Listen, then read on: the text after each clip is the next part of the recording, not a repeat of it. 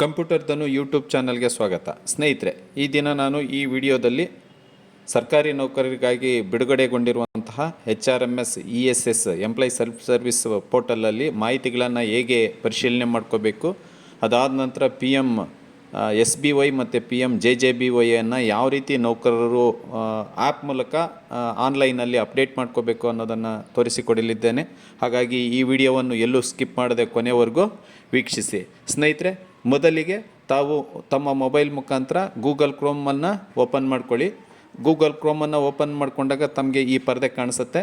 ಈ ಪರದೆಯಲ್ಲಿ ತಾವು ಗೂಗಲ್ ಕ್ರೋಮಲ್ಲಿ HRMS 1.0 ESS ಅಂತ ತಾವೇನಾದರೂ ಟೈಪ್ ಮಾಡಿದ್ರೆ ಈ ರೀತಿ ತಮಗೆ ಟೆಕ್ಸ್ಟ್ ಕಾಣಿಸುತ್ತೆ.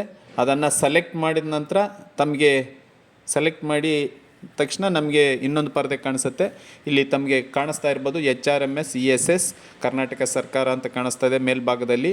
ಇದನ್ನು ತಾವು ಮೌಸ್ ಕ್ಲಿಕ್ ಮಾಡಿದ ತಕ್ಷಣ ತಮಗೆ ಮುಂದಿನ ಪರದೆಯನ್ನು ತೆರೆದುಕೊಳ್ಳುತ್ತೆ. ಆ ಮುಂದಿನ ಪರದೆ ಈ ರೀತಿ ಕಾಣಿಸುತ್ತೆ ತಮಗೆ.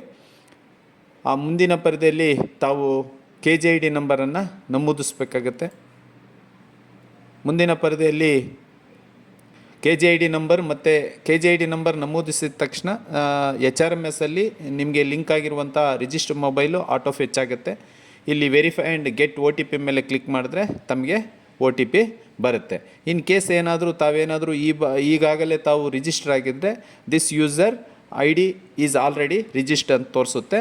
ತಾವೇನು ಮಾಡ್ಕೋಬೇಕು, ಪಾಸ್ವರ್ಡನ್ನು ಸೆಟ್ ಮಾಡ್ಕೋಬೇಕಾಗತ್ತೆ. ಪಾಸ್ವರ್ಡನ್ನು ಸೆಟ್ ಮಾಡ್ಕೋಬೇಕಾದ್ರೆ ಆ ಪಾಸ್ವರ್ಡಲ್ಲಿ ಮತ್ತು KJID ನಂಬರ್ ಕೊಟ್ಟರೆ ಮೊಬೈಲ್ ನಂಬರ್ ಆಟೋ ಫೆಚ್ ಆಗುತ್ತೆ. ವೆರಿಫೈ ಆ್ಯಂಡ್ ಗೆಟ್ OTP ಮೇಲೆ ಕ್ಲಿಕ್ ಮಾಡಿ ತಮಗೆ ಪಾಸ್ವರ್ಡನ್ನು ಸೆಟ್ ಮಾಡ್ಕೋಬೋದು. ಸ್ನೇಹಿತರೆ, ಇಲ್ಲಿ ನೋಡ್ಬೋದು ತಮಗೆ ಮೊದಲನೇ ಬಾರಿಗೆ ಓಪನ್ ಆದಾಗ employee ESS self service portal open ಆದಾಗ ನಮಗೆ ಈ ರೀತಿ ಎಂಟರ್ ಯೂಸರ್ ID ಅಂತ ಕೇಳುತ್ತೆ. ಎಂಟರ್ ಯುವರ್ KJID ನಂಬರ್ ಅಂತಿದೆ, ಆಮೇಲೆ ಪಾಸ್ವರ್ಡ್ ಇದೆ, ಕ್ಯಾಪ್ಚಾ ಇದೆ. ಅದಾದಮೇಲೆ ಆ ಕ್ಯಾಪ್ಚಾವನ್ನು ಎಂಟ್ರಿ ಮಾಡಲಿಕ್ಕೆ ಒಂದು ಜಾಗ ಇರುತ್ತೆ, ಲಾಗಿನ್ ಇರುತ್ತೆ. ಇದು ಮೇಯ್ನ್ ಸ್ಕ್ರೀನು. ಆ ಮೇಯ್ನ್ ಸ್ಕ್ರೀನ್ ಓಪನ್ ಆಗಿದ ತಕ್ಷಣ ನಮಗೆ ಈ ರೀತಿ ವಾರ್ನಿಂಗ್ ಬರುತ್ತೆ. ಎಲ್ಲ ಉದ್ಯೋಗಿಗಳು DDOಗಳು ಗಮನಿಸಬೇಕಾದಂಥ ಮಾಹಿತಿ ಅಂತ ಬರುತ್ತೆ. ಇಲ್ಲಿ ಕ್ಲೋಸ್ ಮೇಲೆ ಕ್ಲಿಕ್ ಮಾಡಿ ತಾವು ಮುಂದಕ್ಕೆ ಮುಂದುವರಿರಿ. ಅದಾದ ನಂತರ ಇಲ್ಲಿ ಕೆಳಭಾಗದಲ್ಲಿ ನೋಡಿ ಲಾಗಿನ್ ಕೆಳಗಡೆ ಇಲ್ಲಿ ಫರ್ಗೆಟ್ ಪಾಸ್ವರ್ಡ್ ಇದೆ, ನ್ಯೂ ಯೂಸರ್ ಇದೆ. ನ್ಯೂ ಯೂಸರ್ ಮೇಲೆ ಕ್ಲಿಕ್ ಮಾಡಿದ್ರೆ ನಮಗೆ ಆಗಲೇ ತೋರಿಸ್ನಲ್ಲ ಹಿಂದಿನ ಮೆನುಗಳಲ್ಲಿ ನ್ಯೂ ಯೂಸರ್ ಮೇಲೆ ಕ್ಲಿಕ್ ಮಾಡಿದಾಗ ನ್ಯೂ ಯೂಸರ್ ಮೇಲೆ ಕ್ಲಿಕ್ ಮಾಡಿದಾಗ ಈ ಸ್ಕ್ರೀನ್ಗಳು ಬರುತ್ತೆ. ತಾವು ಪಾಸ್ವರ್ಡನ್ನು ಸೆಟ್ ಮಾಡ್ಕೋಬೋಳೋ ಅಂಥ ವಿಧಾನ ಇಲ್ಲಿ ಫರ್ಗೆಟ್ ಪಾಸ್ವರ್ಡ್ ಅಥವಾ ನ್ಯೂ ಯೂಸರಲ್ಲಿ. ಅದಾದ ನಂತರ ಇಲ್ಲಿ ತಮ್ಮ ಮೊಬೈಲ್ಗೆ ಬರುವಂಥ OTPಯನ್ನು ಎಂಟ್ರಿ ಮಾಡಿ ಪಾಸ್ವರ್ಡ್ ಸೆಟ್ ಆದ ನಂತರ ಪಾಸ್ವರ್ಡ್ ಹೊಡೀರಿ. ಪಾಸ್ವರ್ಡ್ ಹೊಡೆದ ನಂತರ ನೀವು ಟೆಕ್ಸ್ಟನ್ನು ಎಂಟ್ರಿ ಮಾಡಿ ಲಾಗಿನ್ ಮೇಲೆ ಕ್ಲಿಕ್ ಮಾಡಿ. ಲಾಗಿನ್ ಮೇಲೆ ಕ್ಲಿಕ್ ಮಾಡಿದಾಗ ತಮಗೆ ಇಲ್ಲಿ ಮೇಯ್ನ್ ಪುಟ ಕಾಣಿಸುತ್ತೆ. ಈ ಮೇಯ್ನ್ ಪುಟದಲ್ಲಿ ಇಲ್ಲಿ ಎಡಭಾಗದಲ್ಲಿ ನೋಡಿ ಪ್ರೊಫೈಲ್ ಇದೆ, ಪೇ ಸ್ಲಿಪ್ ಇದೆ, ಲೀವ್ ಬ್ಯಾಲೆನ್ಸ್ ಇದೆ, ಲೋನ್ಸ್ ಆ್ಯಂಡ್ ಅಡ್ವಾನ್ಸಸ್ ಇದೆ, ಡಿಡಕ್ಷನ್ಸ್ ಇದೆ, ಇನ್ಶೂರೆನ್ಸ್ ಡೀಟೇಲ್ಸ್ ಇದೆ, ಎಲೆಕ್ಟ್ರಾನಿಕ್ ಸರ್ವಿಸ್ ರಿಜಿಸ್ಟರ್ ಇದೆ, HRMS ಟಿಕೆಟ್ ಸ್ಟೇಟಸ್ ಇದೆ, PM JJBY PM SBY ಅಂತಿದೆ, KJID ಪಾಲಿಸೀಸ್ ವೆರಿಫಿಕೇಷನ್ ಇದೆ, ಇಂಪಾರ್ಟೆಂಟ್ ಲಿಂಕ್ಸ್ ಅಂತಿದೆ. ತಾವೆಲ್ಲ ಈ ಮೆನುಗಳನ್ನು ಒಂದು ನೋಡಿ. ಇಲ್ಲಿ ಪರ್ಸನಲ್ ಎಂಪ್ಲಾಯಿ ಡೀಟೇಲ್ ಕಾಣಿಸುತ್ತೆ ಮೇಲ್ಭಾಗದಲ್ಲಿ, ಆಮೇಲೆ ಎಂಪ್ಲಾಯಿ ಬೇಸಿಕ್ ಡೀಟೇಲ್ಸ್ ಕಾಣಿಸುತ್ತೆ. ಇದನ್ನು ಎಲ್ಲ ಮಾಹಿತಿಗಳು ಸರಿಯಾಗಿದೆಯಾ ಅಂತ ಒಂದೊಂದೇ ತಾವು ಚೆಕ್ ಮಾಡ್ಕೋಬೇಕಾಗತ್ತೆ. ಇದು ಪ್ರೊಫೈಲ್ ಡೀಟೈಲು. ಲಾಗಿನ್ ಆಗಿದ ತಕ್ಷಣ ತಮಗೆ ಕಾಣಿಸುವಂಥ ಪೇಜು. ಅದಾದಾಗ ನಂತರ ಮೊದಲನೇದು ಪೇ ಸ್ಲಿಪ್ಪನ್ನು ಯಾವ ರೀತಿ ಡೌನ್ಲೋಡ್ ಮಾಡೋದು ಅಂತ ತೋರಿಸ್ತೇನೆ. ನೀವು ಪೇ ಸ್ಲಿಪ್ ಮೇಲೆ ಕ್ಲಿಕ್ ಮಾಡಿದಾಗ ಇಲ್ಲಿ ಮೆನು ಮೇಲೆ ತಮಗೆ ಇಲ್ಲಿ 2 ಆಪ್ಷನ್ ಕೇಳ್ತಾ ಇದೆ. ಒಂದು ಮಂತ್ ಸೆಲೆಕ್ಟ್ ಮಾಡ್ಕೋಬೇಕು, ಆಮೇಲೆ ಇಯರ್ ಸೆಲೆಕ್ಟ್ ಮಾಡ್ಕೋಬೇಕು. ಈ ಮಂತಲ್ಲಿ ಜನವರಿ ಟು ಡಿಸೆಂಬರ್ ಅಂತ ಸೆಲೆಕ್ಟ್ ಮಾಡ್ಕೊಳ್ಳಿ. ಅದಾದ ನಂತರ ಈ ಕಡೆ ಇಯರಲ್ಲಿ ನಿಮಗೆ ಯಾವುದೇ ನೌಕರ 3 ವರ್ಷದ ಪೇ ಸ್ಲಿಪ್ಪನ್ನು ತಾನೇ ಎಲ್ಲೂ ಅಲೆದಾಡದ ರೀತಿ ತಾವೇ ಪೇ ಸ್ಲಿಪ್ಪನ್ನು ಜನ್ರೇಟ್ ಮಾಡ್ಕೋಬೋದು. ಇಲ್ಲಿ 3 ವರ್ಷದ್ದು ಕರೆಂಟ್ 3 ವರ್ಷದ್ದನ್ನು ಮುಂದಿನ ವರ್ಷಗಳಲ್ಲಿ 2 ಪೇ ಸ್ಲಿಪ್ಪನ್ನು ಹಿಂದಿನ ವರ್ಷಗಳದ್ದು 3 ವರ್ಷದ ಪೇ ಸ್ಲಿಪ್ಪನ್ನು ಜನ್ರೇಟ್ ಮಾಡ್ಕೋಬೋದು. ಮುಂದಿನ ವರ್ಷದ್ದಾಗಲ್ಲ, ಸಾರಿ ತಪ್ಪಾಗಿ ಹೇಳಿದೆ. ನೀವು ಇಯರ್ ಸೆಲೆಕ್ಟ್ ಮಾಡಿದ ನಂತರ ಸರ್ಚ್ ಅಂತ ಕೊಟ್ಟರೆ ತಮಗೆ ಇಲ್ಲಿ ಪೇ ಸ್ಲಿಪ್ಪು ಜನ್ರೇಟ್ ಆಗುತ್ತೆ. ಆ ಪೇ ಸ್ಲಿಪ್ಪನ್ನು ತಾವೇನು ಮಾಡ್ಕೋಬೇಕಾಗತ್ತೆ, ಡೌನ್ಲೋಡ್ ಮಾಡ್ಕೋಬೇಕಾಗತ್ತೆ. ಕೆಳಭಾಗದಲ್ಲಿ ಡೌನ್ಲೋಡ್ ಅಂತಿರುತ್ತೆ, ಡೌನ್ಲೋಡ್ ಮಾಡ್ಕೋಬೇಕಾಗತ್ತೆ. ಡೌನ್ಲೋಡ್ ಆದ ನಂತರ ನೀವು ಚೆಕ್ ಮಾಡ್ಕೋಬೋದು. ಮುಂದಿನ ಪರದೆಯಲ್ಲಿ ತಾವು ಲೀವ್ ಬ್ಯಾಲೆನ್ಸನ್ನು ನೋಡ್ಬೋದು. ಲೀವ್ ಬ್ಯಾಲೆನ್ಸ್ ಅಂತ ಕ್ಲಿಕ್ ಮಾಡಿದ ತಕ್ಷಣ ನಿಮ್ಗೆ ಎಷ್ಟು EL ಕ್ರೆಡಿಟ್ ಇದೆ, ಆಫ್ ಪೇ ಲೀವ್ ಇದೆ, ಪೆಟರ್ನಿಟಿ ಇದೆ ಅಂತ ತೋರಿಸುತ್ತೆ. ನೆಕ್ಸ್ಟ್ ಮೆನು ಬಂದು ಲೋನ್ಸ್ ಆ್ಯಂಡ್ ಅಡ್ವಾನ್ಸಸ್ ಇದೆ. ಲೋನ್ಸ್ ಆ್ಯಂಡ್ ಅಡ್ವಾನ್ಸಸ್ ಮೇಲೆ ತಾವೇನಾದರೂ ಕ್ಲಿಕ್ ಮಾಡಿದ್ರೆ ಇಲ್ಲಿ ಲೋನ್ಸ್ ಯಾವುದಾದ್ರೂ ಇದ್ದರೆ ಇಲ್ಲಿ ಪರಿಶೀಲನೆ ಮಾಡ್ಕೋಬೋದು. ಅದಾದ ನಂತರ ಡಿಡಕ್ಷನ್ಸ್ ಡೀಟೇಲ್ಸ್ ಇದೆ. ಡಿಡಕ್ಷನ್ ಡೀಟೈಲಲ್ಲಿ ನೀವು ಫಸ್ಟು ಡಿಡಕ್ಷನ್ ರಿಕವರಿ ಟೈಪನ್ನು ನೋಡ್ಕೋಬೋದು. ಇಲ್ಲಿ ಲೋನು, ರಿಕವರೀಸು, HBA ಈ ರೀತಿ ಇಲ್ಲಿ ಆಪ್ಷನ್ಸ್ ಕಾಣಿಸುತ್ತೆ. ಇದರಲ್ಲಿ ಯಾವುದು ಬೇಕೋ ಅದನ್ನು ಸೆಲೆಕ್ಟ್ ಮಾಡಿಕೊಂಡು ತದನಂತರ ನೀವು ಇಲ್ಲಿ ಎರಡನೇ ಬಾಕ್ಸಲ್ಲಿ 3 ವರ್ಷದ ಇಲ್ಲೂ ಸಿಗುತ್ತೆ ನಿಮಗೆ. 3 ವರ್ಷದ ಸ್ಟೇಟ್ಮೆಂಟನ್ನು ತಾವು ಯಾವ ಇಯರ್ದು ಬೇಕು ಅಂತ ಸೆಲೆಕ್ಟ್ ಮಾಡಿಕೊಂಡು ಸರ್ಚ್ ಮೇಲೆ ಕ್ಲಿಕ್ ಮಾಡಿದಾಗ ತಮಗೇನಾಗುತ್ತೆ ಇಲ್ಲಿ ಡಿಸ್ಪ್ಲೇ ಬರುತ್ತೆ. ಅದಾದ ನಂತರ ನೀವು ಮುಂದಕ್ಕೆ ಇನ್ಶೂರೆನ್ಸು, ನೆಕ್ಸ್ಟು ಇನ್ಶೂರೆನ್ಸ್ ಡೀಟೈಲ್ಗೆ ಹೋದರೆ ನಿಮ್ಗೆ ಎಷ್ಟು ಇನ್ಶೂರೆನ್ಸ್ LIC, KJID, GPF ಇವು 3 ತಾವು ಪ್ರಿಂಟು ತೊಗೋಬೋದು ಅಥವಾ ಚೆಕ್ ಮಾಡ್ಕೋಬೋದು. ಪ್ರೀಮಿಯಮ್ ಅಮೌಂಟ್ ಎಷ್ಟು, ಪಾಲಿಸಿ ನಂಬರ್ಸ್ ಏನು, ಯಾವ ಟೈಪ್ ಅದು ಇನ್ಶೂರೆನ್ಸ್ ಟೈಪು, ಸ್ಟಾರ್ಟ್ ಡೇಟ್ ಯಾವಾಗ, ಹೆಂಡ್ ಡೇಟ್ ಯಾವಾಗ ಎಲ್ಲ ಇರುತ್ತೆ, ತಾವಿಲ್ಲೇ ಚೆಕ್ ಮಾಡ್ಕೋಬೋದು. ಅದಾದ ನಂತರ ನೀವು ಕೆಳಭಾಗದಲ್ಲಿ ಇದು ಈಗ ಬಹಳ ಮುಖ್ಯವಾಗಿ ಬೇಕಾಗಿರುವಂಥದ್ದು ಇದು PMJJBY ಮತ್ತು PMSBY. ಇದು ಯಾವುದೇ ವೇತನ ಮತ್ತು ಬಟವಾಡೆ ಅಧಿಕಾರಿಗಳಿಗೆ ಇದು ಸ್ಯಾಲ್ರಿ ಪ್ಯಾಕೇಜ್ ಅಕೌಂಟು. ಕರ್ನಾಟಕ ರಾಜ್ಯ ಸರ್ಕಾರಿ ನೌಕರ ಸಂಘದ ಮಹತ್ವಾಕಾಂಕ್ಷಿ ಯೋಜನೆ ಇದು. ನಾವು ಸರ್ಕಾರ ಜೊತೆ ಮಾನ್ಯ ರಾಜ್ಯಾಧ್ಯಕ್ಷರು ನೌಕರರಿಗಾಗಿ ಕೊಟ್ಟಿರುವಂಥ ಕೊಡುಗೆ.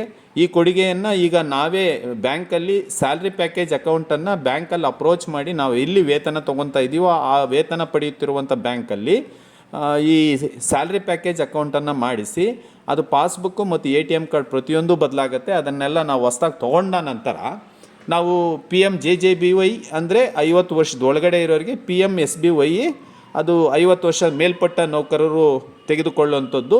ನಾವು ಪಡೆಯುವ ವೇತನದ ಆಧಾರದ ಮೇಲೆ ವಿವಿಧ ಬ್ಯಾಂಕುಗಳು ಈ ಸೌಲಭ್ಯವನ್ನು ನಮಗೆ ಆಕ್ಸಿಡೆಂಟಲ್ ಲೈಫ್ ಇನ್ಶೂರೆನ್ಸನ್ನು ಕವರ್ ಆಗುತ್ತೆ. ಇದು ಸರ್ಕಾರಿ ನೌಕರರ ಮಹತ್ವಾಕಾಂಕ್ಷಿ ಯೋಜನೆ. ಸರ್ಕಾರ ಒಪ್ಕೊಂಡು ಆದೇಶ ಮಾಡಿರೋದ್ರಿಂದ ಇದು ಆದಷ್ಟು ಬೇಗ ಸರ್ಕಾರಿ ನೌಕರು ಬ್ಯಾಂಕ್ ಅಕೌಂಟನ್ನು ಚೇಂಜ್ ಮಾಡಿಕೊಂಡು ಚೇಂಜ್ ಮಾಡಿದ ನಂತರ ಕಡ್ಡಾಯವಾಗಿ ಇದು ಸರ್ಕಾರಿ ನೌಕರರ ಜವಾಬ್ದಾರಿಯಾಗಿರುತ್ತೆ. ಅವರು ತಮ್ಮ ESS ಪೋರ್ಟಲಲ್ಲಿ ಲಾಗಿನ್ ಆಗಿ ಅವರೇ ಈ ಮಾಹಿತಿಯನ್ನು ಅಪ್ಡೇಟ್ ಮಾಡ್ಕೋಬೇಕಾಗತ್ತೆ. ಅದು ಹೇಗೆ ಅಂತ ನಾನು ತೋರಿಸ್ತೇನೆ. ಈಗ ಲಾಗಿನ್ ಆಗಿದ ನಂತರ ಇಲ್ಲಿ PMJJBY ಮತ್ತು PMSBYಯನ್ನು ತಾವು ಕ್ಲಿಕ್ ಮಾಡಿಕೊಂಡ್ರೆ ಕ್ಲಿಕ್ ಮಾಡಿದ ತಕ್ಷಣ ನಮಗೆ ಇಲ್ಲಿ ಎನ್ರೋಲ್ಮೆಂಟ್ ಇದು ಸ್ಟೇಟಸ್ ಕಾಣಿಸುತ್ತೆ. ಇಲ್ಲಿ ಎರಡಿದೆ, PMJJBY ಮತ್ತು PMSBY ಅಂತಿದೆ. ತಾವಿಲ್ಲಿ ಚೆಕ್ ಮಾಡ್ಕೋಬೋದು. ಎಂಪ್ಲಾಯ್ ನೇಮ್ ಕಾಣಿಸುತ್ತೆ, KJID number, art of H ಆಗಿರುತ್ತೆ, ಡೆಸಿಗ್ನೇಷನ್, ಅಡ್ರೆಸ್ ಕಾಣಿಸ್ತಾ ಇರುತ್ತೆ. ನಾವೆಲ್ಲಿ ಸ್ಯಾಲ್ರಿ ಅಕೌಂಟು ಇರುತ್ತೆ ಆ ಅಕೌಂಟು ಬ್ಯಾಂಕ್ ಹೆಸರು ತೋರಿಸ್ತಾ ಇರುತ್ತೆ, ಬ್ರಾಂಚ್ ಹೆಸರು, ನಂತರ ಬ್ಯಾಂಕಿನ IFSC ಕೋಡು, SB ಅಕೌಂಟು ತೋರಿಸ್ತಾ ಇರುತ್ತೆ. ಅದನ್ನು ತಾವು ಒಮ್ಮೆ ಪರಿಶೀಲಿಸ್ಕೊಳ್ಳಿ. ಅಕಸ್ಮಾತ್ ಏನಾದರೂ ರಾಂಗ್ ಇದ್ದರೆ ತಾವು HRMSಲ್ಲಿ ತಿದ್ದುಪಡಿ ಮಾಡಿಸಿ ಆ ನಂತರ ಇಲ್ಲಿ ಅಪ್ಲೈ ಮಾಡಬೇಕಾಗತ್ತೆ. ತಾವಿಲ್ಲಿ ಮುಂದಿನ ಪರದಲ್ಲಿ ನೋಡ್ಬೋದು. ಇಲ್ಲಿ PMJJBY 436 ರೂಪಾಯಿ. ಇದು 50 ವರ್ಷದ ಒಳಗಿನ ನೌಕರರಿಗೆ ಇದು ಕಡ್ಡಾಯ. PMSBY 20 ರೂಪಾಯಿ ಇರುತ್ತೆ. ಇದರಲ್ಲಿ ತಾವು ಆಟೋ ರಿನಿವಲ್ ಇಲ್ಲಿ ಡೇಟ್ ಆಫ್ ಇನ್ಶೂರೆನ್ಸ್ ಇದೆ, ಇಲ್ಲಿ ಡೇಟನ್ನು ನೀವು ಕೊಡಬೇಕಾಗತ್ತೆ.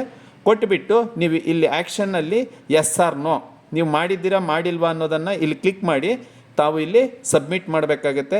ಇದು ವೇತನ ಮತ್ತು ಬಟವಾಡೆ ಅಧಿಕಾರಿಗಳ ಕರ್ತವ್ಯ ಅಲ್ಲ, ಸ್ಯಾಲ್ರಿ ಪ್ಯಾಕೇಜ್ ಅಕೌಂಟು. ಏಕೆಂದರೆ ಇದನ್ನು ನಾವು ತೊಗೊಳ್ಳಿಲ್ಲ ಅಂದರೆ ಸರ್ಕಾರ ನಮಗೆ ವೇತನ ಪಾವತಿಗೆ ಅನಾನುಕೂಲ ಆಗುತ್ತೆ. ವೇತನ ಮತ್ತು ಬಟವಾಡೆ ಅಧಿಕಾರಿಗಳನ್ನು ಇಲ್ಲಿ ದೂರುವಂಥ ಅವಶ್ಯಕತೆ ಇಲ್ಲ.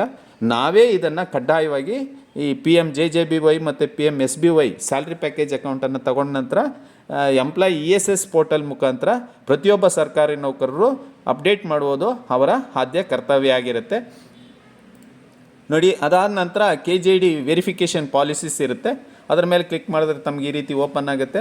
ಇಲ್ಲಿ ಪೆನ್ಸಿಲ್ ಮಾರ್ಕ್ ಮೇಲೆ ಕ್ಲಿಕ್ ಮಾಡಿದ್ರೆ ನಮಗೆ ವೆರಿಫಿಕೇಷನ್ ಮೆನು ಓಪನ್ ಆಗುತ್ತೆ. ಇಲ್ಲಿ ಸಬ್ಮಿಟ್ ಮಾಡಿ ಡಾಕ್ಯುಮೆಂಟ್ ಮಾಡಿದ್ರೆ KJID ವೆರಿಫಿಕೇಷನ್ಗೂ ಇಲ್ಲಿ ರಿಕ್ವೆಸ್ಟ್ ಕೊಡುವಂಥ ಅವಕಾಶವನ್ನು ಮಾನ್ಯ ಸರ್ಕಾರ ಮತ್ತು HRMS ವಿಭಾಗದಿಂದ HRMS ESS ಪೋರ್ಟಲ್ ಮುಖಾಂತರ ಸರ್ಕಾರಿ ನೌಕರಿಗೆ ಅಪ್ಡೇಟ್ ಮಾಡಲಿಕ್ಕೆ ಅವಕಾಶ ಮಾಡಿಕೊಟ್ಟಿರೋದು. ಅದಾದ ನಂತರ ಇಂಪಾರ್ಟೆಂಟ್ ಲಿಂಕ್ಸ್ ಅಂತ ಒಂದು ಮೆನು ಇರುತ್ತೆ. ಅದರಲ್ಲಿ ಕ್ಲಿಕ್ ಮಾಡಿದ್ರೆ ತಾವಿಲ್ಲಿ ನೋಡ್ಬೋದು KJID, AG ಆಫೀಸು, GPF, ಅದಾದ ನಂತರ ಖಜಾನೆಟು, NSDL, AGGE, HRMS ಎಲ್ಲ ಲಾಗಿನ್ಸನ್ನು ನೋಡ್ಬೋದು. ತದನಂತರ ತಾವಿಲ್ಲಿ ಬಲಭಾಗದಲ್ಲಿ ಕಾಣಿಸ್ತಾ ಇದೆ, ಇಲ್ಲಿ ಚೇಂಜ್ ಪಾಸ್ವರ್ಡ್ ಇದೆ, ಕಾಂಟ್ಯಾಕ್ಟಸ್ ಇದೆ, ಲಾಗೌಟ್ ಇದೆ. ಒಂದು ಸರಿ ಲಾಗಿನ್ ಆದಮೇಲೆ ಕಡ್ಡಾಯವಾಗಿ ಲಾಗೌಟ್ ಮೇಲೆ ಕ್ಲಿಕ್ ಮಾಡಿ ಈ ಆ್ಯಪಿಂದ ಹೊರಗಡೆಗೆ ಬರ್ಬೋದು. ಇಲ್ಲಿವರೆಗೂ ಈ ESS ಮೂಲಕ ಯಾವ ರೀತಿ ನಾವು ಮಾಹಿತಿಗಳನ್ನು ಭರ್ತಿ ಮಾಡ್ಬೋದು ಅಂತ ತೋರಿಸಿದ್ದಕ್ಕೆ ತಿಳಿಸಿಕೊಡಲಾಗಿದೆ. ಇಲ್ಲಿವರೆಗೂ ವಿಡಿಯೋವನ್ನು ವೀಕ್ಷಿಸಿದ್ದಕ್ಕಾಗಿ ಧನ್ಯವಾದಗಳು.